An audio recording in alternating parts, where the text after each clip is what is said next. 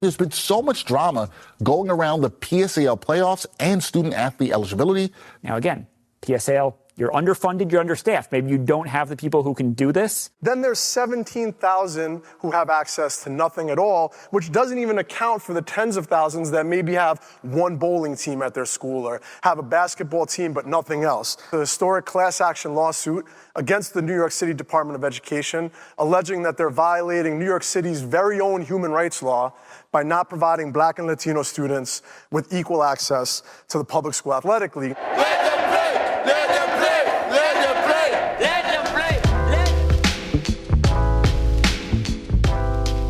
Sports are the heart of the city of New York. There aren't many places where you could go to a random park and play basketball with a bunch of new people with the same intent to win the game. But sports in New York City aren't all about winning. In fact, most of the pro teams don't win that often. They're more about a culture that reflects the hustle and community of the city, which is why some people might be surprised to learn that access to school sports here in the city is actually pretty limited. The nation's largest school system was sued over systemically denying access to sports. The DOE has responded by agreeing to some changes to expand access. Today we take a close look at one of those changes to see how it's working out.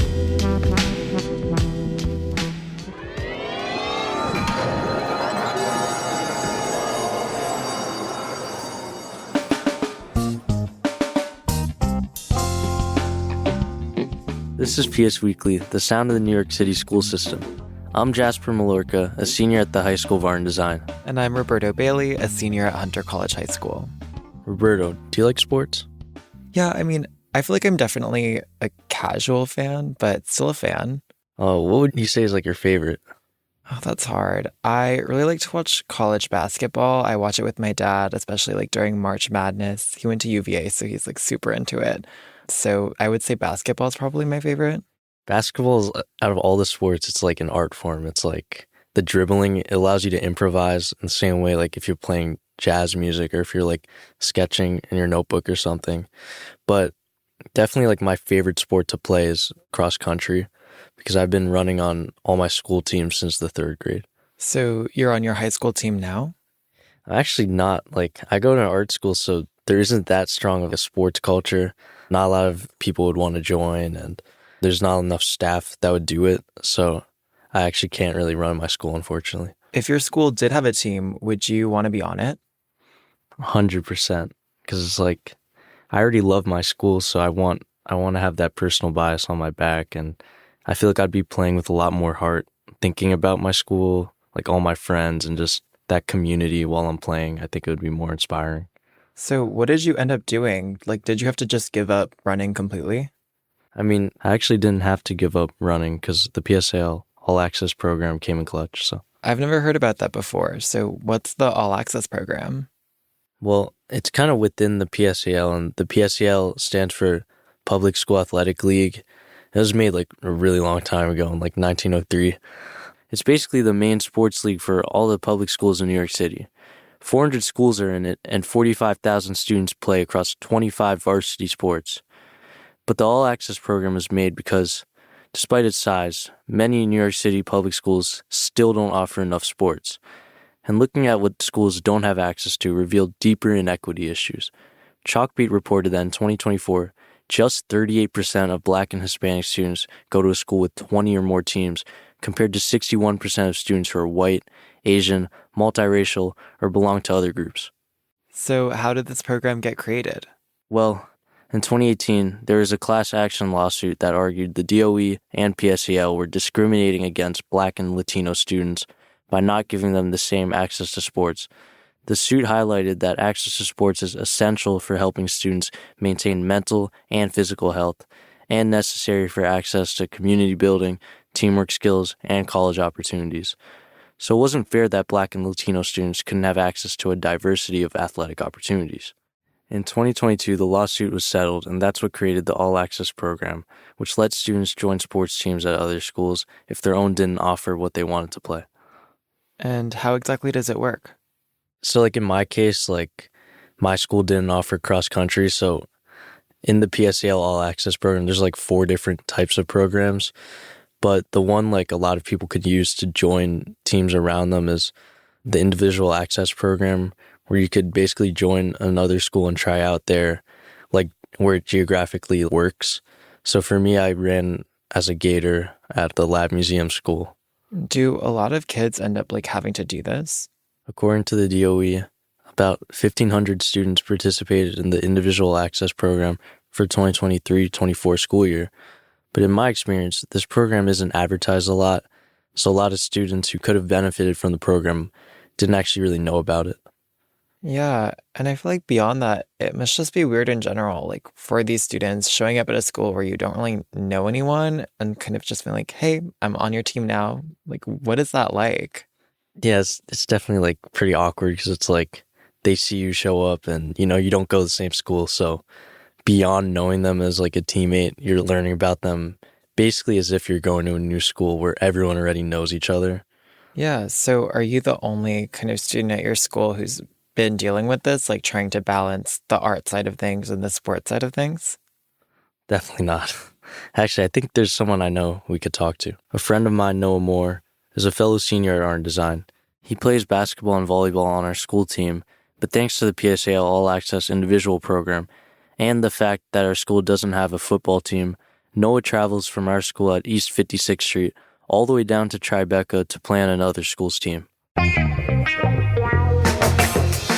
So you said you like played football at like another school, right? Yeah, I played at Stuyvesant.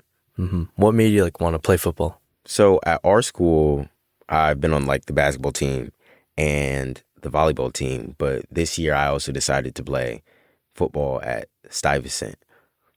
But that all came because last year, one of the players on the basketball team at our school, he's not a basketball player. He's more of a football player, and I guess he inquired about playing football because our school doesn't have a football team, but certain schools are like allowed to accept other students from other schools to play sports at their school if your school doesn't have it. Because I feel like you did the same thing, no? Yeah, I did with cross country. Right. So he wanted to play football, so they referred him to Stuyvesant. And he was telling me last year, he said his team needed receivers. And I was like, because I also tried volleyball that year, I was just like, what the heck? I'm in the mood of trying things, so why not? Did you decide Stuyvesant, or was it like a... No, I don't get to...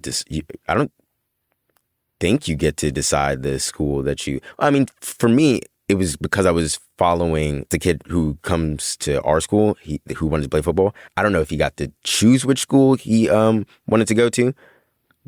But did you get to choose for cross country, or did they just put you in the school? They put me there. I want to like run cross country because that's what I've been doing forever. Oh, really? Yeah, like since like second grade or whatever. Oh, shoot. I didn't even know that. Yeah, and I don't know. That's another thing, bro. Art and Design like somehow doesn't have a running team. So running's very easy to do. You really just put one foot in front of the other quickly. But that's why I was surprised, though. I thought they would have like some sort of thing. But at the same time, I think you need to have like a certain number of people on your roster. And I think if you can't get that many people to sign up, then you can't have a team. Because for our girls basketball team, I think every year since freshman year, I feel like I've seen less and less people come to tryouts.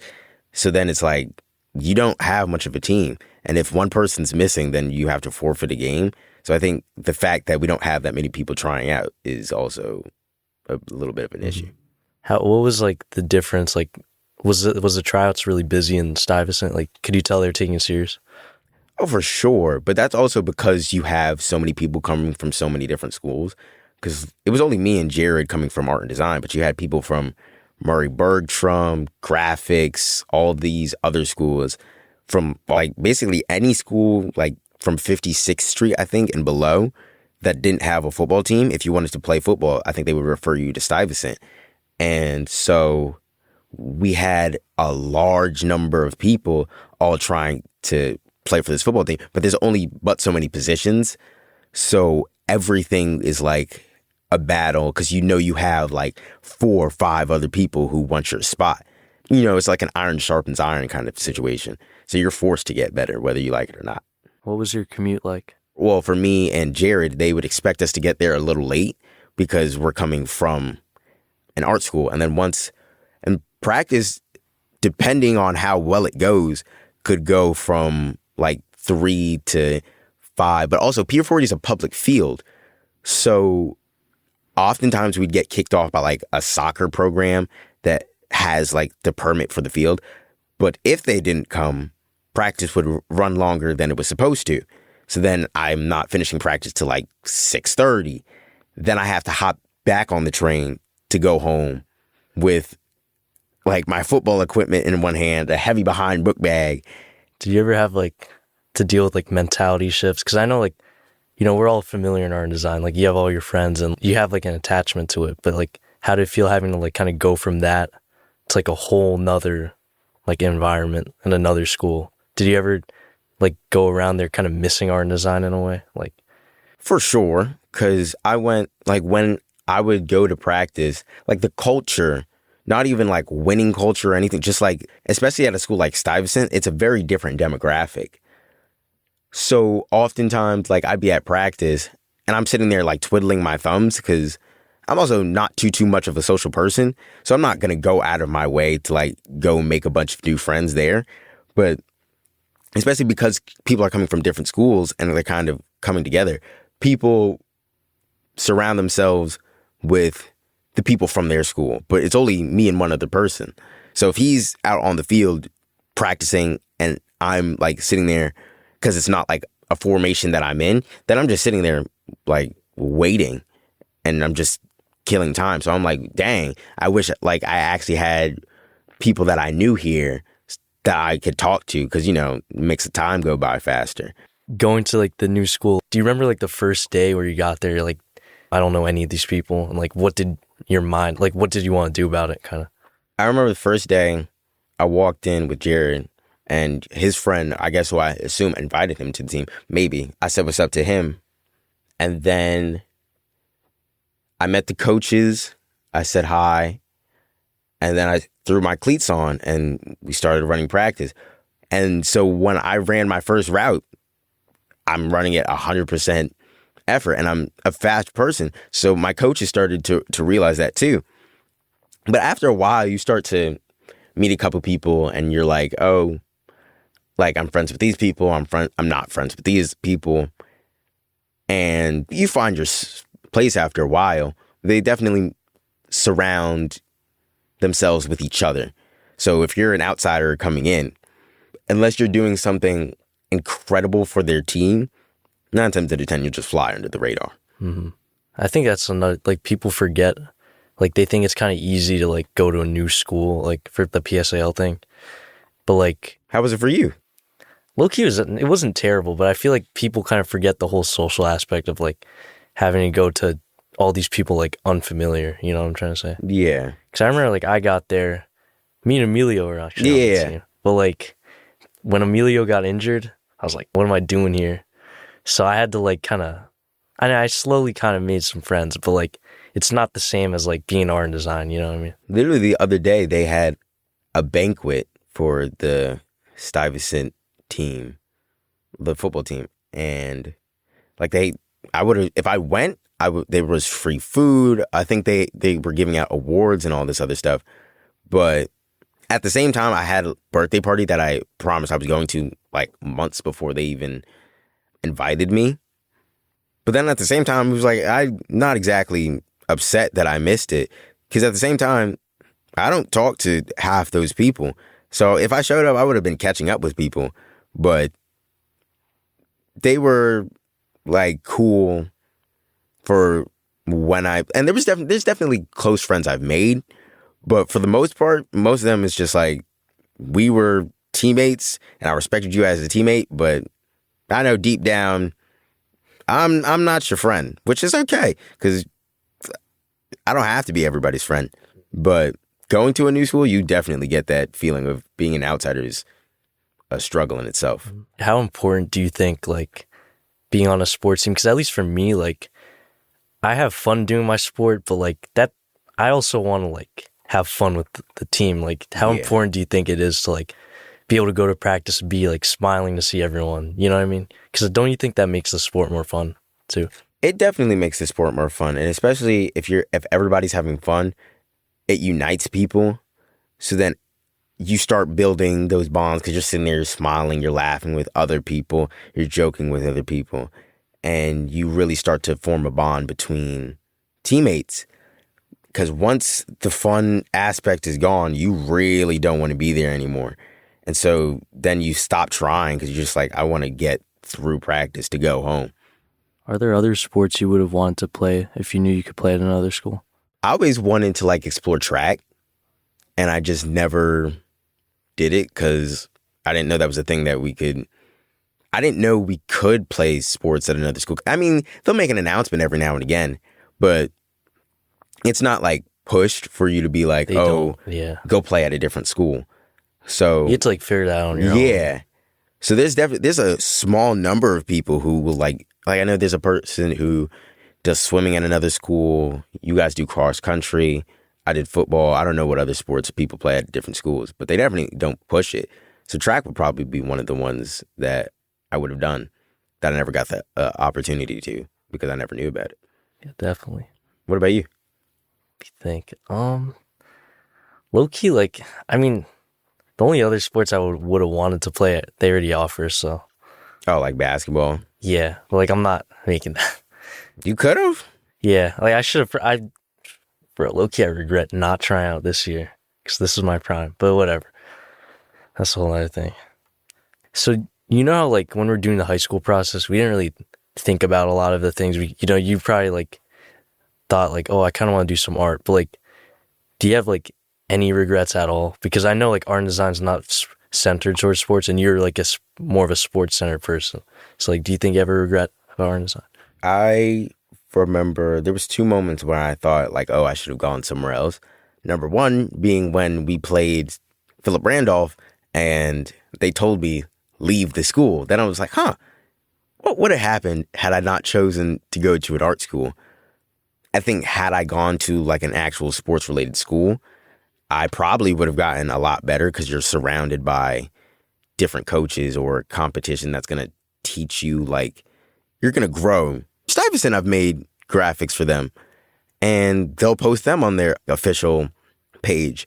So I'm not upset at the fact that I came to art school because I definitely appreciate all the artistic opportunities we've been given.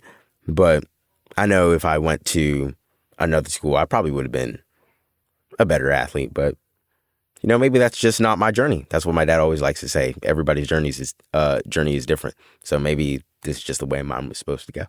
All right. Low-key, I love how that ended. Thank you for inviting me. This is cool. Thank you, Noah Moore, for joining us today. Of course. Anytime.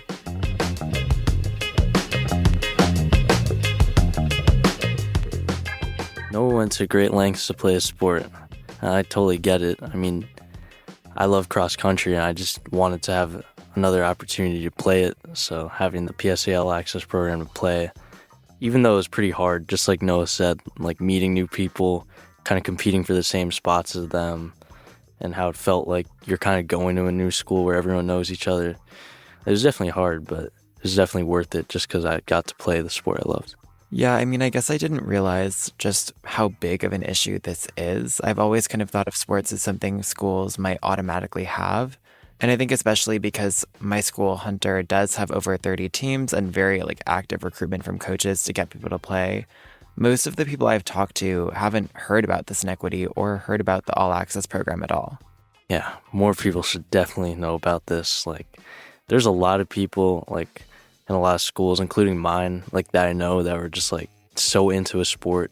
And there was literally no posters, nothing about, like, the PSA All Access program. So a lot of these people couldn't even try it.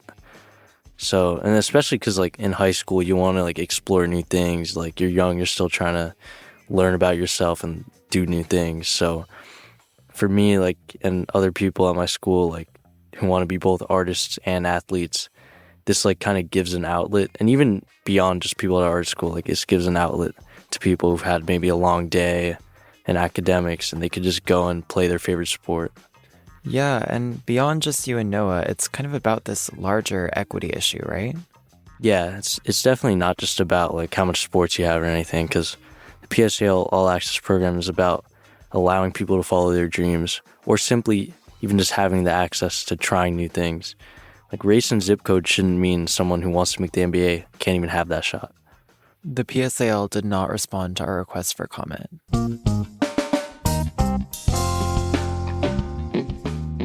That's all for today on PS Weekly. PS Weekly is a collaboration between The Bell and Chalkbeat, made possible by generous support from the Pinkerton Foundation. Producers for this episode were me, Jasper Mallorca. And me, Roberto Bailey. Our senior producer for the show is Maria Robin Somerville, and our technical director is Jake Loomis. Our executive editors are Amy Zimmer and Taylor McGraw.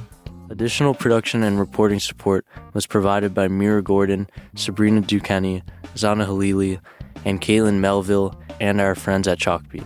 Music is from APM, and the jingle you just heard at the beginning of the episode was created by the one and only Erica Wong. Thanks so much for tuning in, and see you next time.